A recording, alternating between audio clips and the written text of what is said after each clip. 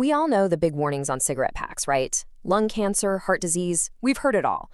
But what if I told you there's another major part of your health that smoking quietly and very effectively dismantles? In this explainer, we're going to get personal and look at the powerful and often unseen connection between smoking and your sexual health. All right, let's just jump right in with a number that really tells the story. Did you know that both male and female smokers have double the rate of infertility compared to people who don't smoke? That's right, twice as high. It's a staggering statistic that goes way beyond just performance and hits right at the core of reproductive health. So while most of the talk is about the big, scary diseases, this is about vitality. It's about your quality of life. We're going to connect the dots between the thousands of chemicals in tobacco smoke and how they directly mess with intimacy, arousal, and fertility. So to really get how smoking causes all this damage, we have to start with the basic biology of how we get turned on in the first place. And you know what? It pretty much all comes down to one thing: your blood flow. That right there is the key to everything we're talking about today. It doesn't matter if we're talking about an erection for a man or lubrication and arousal for a woman, the mechanics are exactly the same. It's a vascular process. It completely depends on healthy, flexible blood vessels to get blood where it needs to go when it needs to get there. And the master key that unlocks this whole process? It's a tiny molecule called nitric oxide, or NO for short. Think of it like the body's natural green light. It sends a signal to the muscles in your blood vessels, telling them to chill out, relax, and open wide. This is absolutely essential for arousal to even happen. And here you can see the problem laid out so clearly. In a healthy body, that nitric oxide signal works perfectly. The vessels open up, and you get strong blood flow. But in a smoker's body, it's a totally different story. The production of that vital nitric oxide is choked off, and the blood vessels themselves are tight and narrow. The result? A much weaker or even non-existent response. So what exactly is causing this breakdown?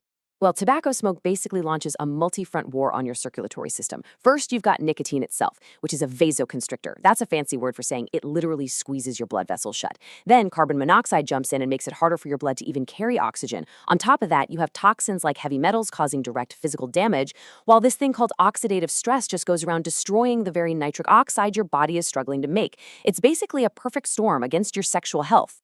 Okay, so now that we've laid the groundwork for how this happens, let's get into the specifics. What are the real-world consequences of this vascular sabotage? As you'll see, it hits both men and women, just in slightly different but equally damaging ways. For men, the numbers are pretty grim. Smokers face a 50% higher risk of erectile dysfunction. And yeah, that comes directly from that choked-off blood flow we just talked about. But it goes deeper. We're also seeing lower libido and serious damage to the reproductive hardware itself. Sperm counts drop by about 23%, and there's a 30% jump in sperm DNA damage. That's a huge deal. Now, for women, this story runs parallel, but with some really critical differences.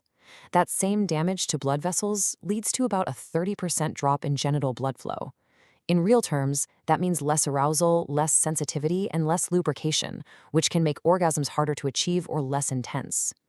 But for women, there's an even more crucial and irreversible consequence. Smoking literally accelerates the death of your eggs, which can bring on menopause 1 to 4 years earlier than it should. And this is where the conversation gets even more serious. We're moving beyond the mechanics of sex and into the fundamental ability to conceive and have a healthy pregnancy. This is where the damage from smoking becomes truly profound. This quote really hits home. A woman is born with all the eggs she will ever have. That's it. There's no making more.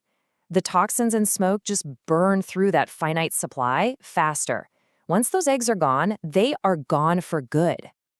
And you can see how this plays out with fertility treatments. Even with cutting-edge science like IVF, smokers can see their chances of having a baby cut in half compared to non-smokers. The biological damage is just too much for even our best technology to easily overcome. Now, this is where it gets really sobering. If you think the damage stops with the person smoking, or even with their own child, think again. The negative effects of this can literally be passed down. It can create a legacy of health problems that crosses generations. Just look at this. Research shows that men whose mothers smoked while they were pregnant with them have, on average, a sperm count that's 30 to 40% lower in their adult lives. So the exposure in the womb directly harms the reproductive health of the next generation. And for women who do get pregnant while smoking, the risks are just enormous. We're talking about a dramatically higher chance of miscarriage, double the risk of a dangerous ectopic pregnancy, preterm labor, birth defects, and a higher risk of sudden infant death syndrome. Okay, I know that was a lot of really heavy, bad news. It would be easy to feel defeated right now, but I promise you the story does not end there. In fact, this is where it gets incredibly hopeful, because a lot of this damage can actually be reversed. And this is the absolute best part. As soon as you stop that constant assault of toxins from smoking, your body has this amazing ability to heal itself.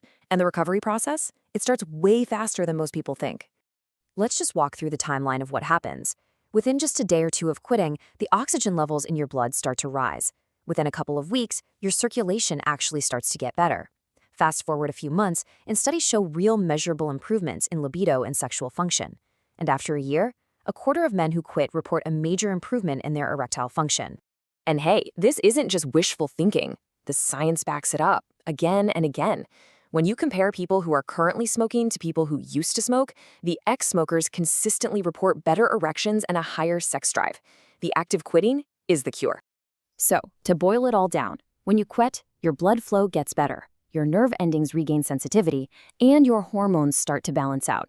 For men, that means better, stronger erections, and for women, it can mean getting aroused more easily and having more intense orgasms. It's a direct, powerful, and very personal benefit of quitting. You see, in the end, sexual function isn't just about sex. It's really a barometer for your entire body's health, especially your circulation.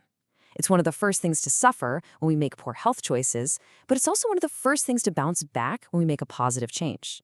So the final question is really a personal one. What is that vital sign telling you?